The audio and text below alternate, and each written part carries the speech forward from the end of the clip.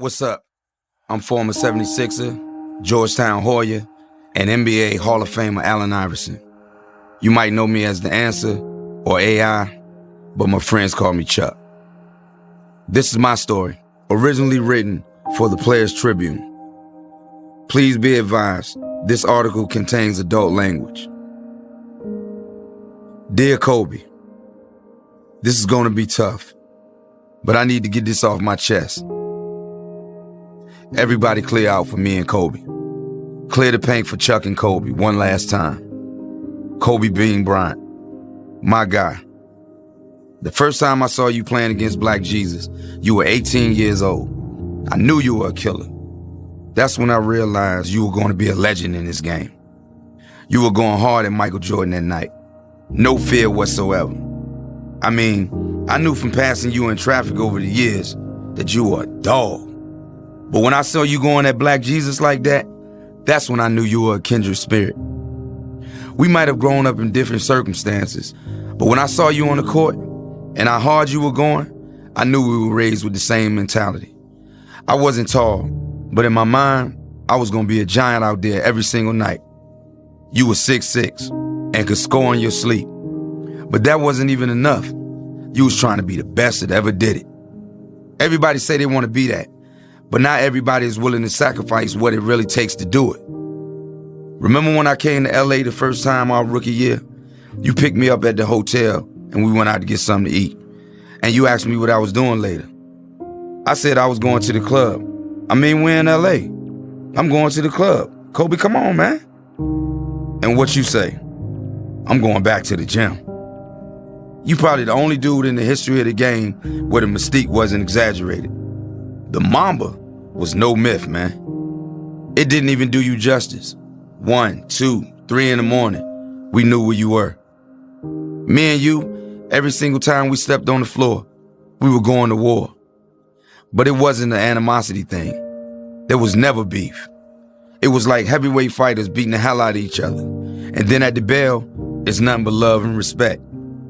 Greatness needs company, and we needed each other. Mike needed Prince, like Prince needed Mike. Tyson needed Holyfield, like Holyfield needed Tyson.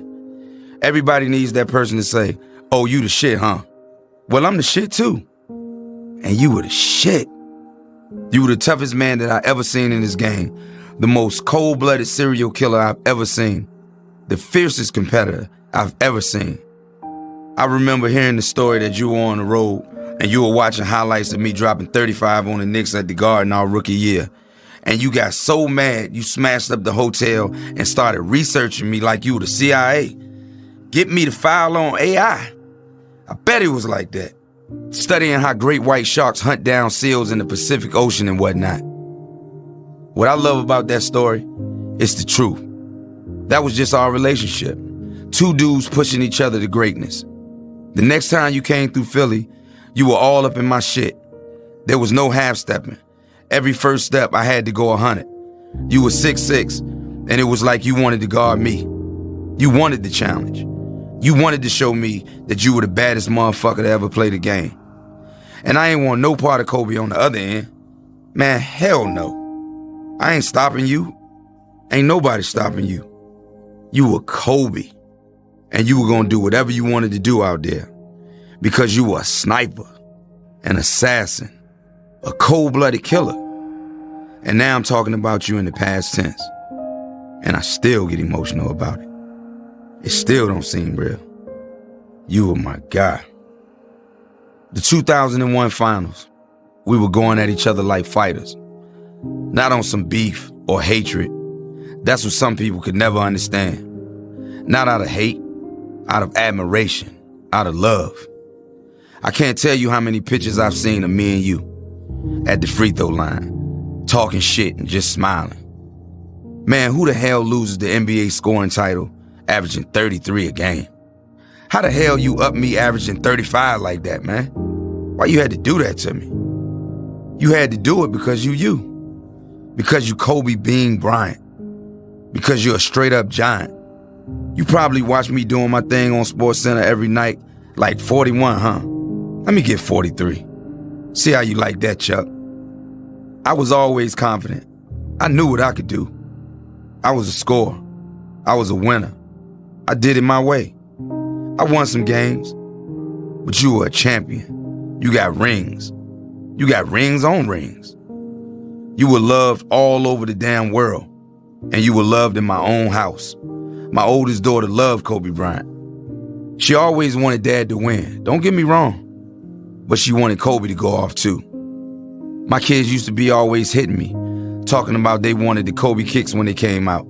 They were rocking number 8 and number 24 because you were one of their heroes. And if I'm being honest about it, you were a hero to me too.